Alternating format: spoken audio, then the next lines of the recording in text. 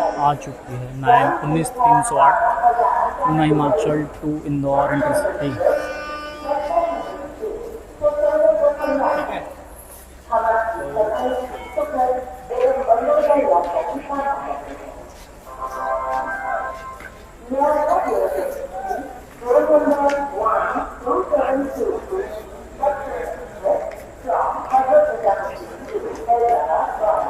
यार ये तो बैलगाड़ी से भी धीरे आ रही है, इसका नाम ही खाली एक्सप्रेस है।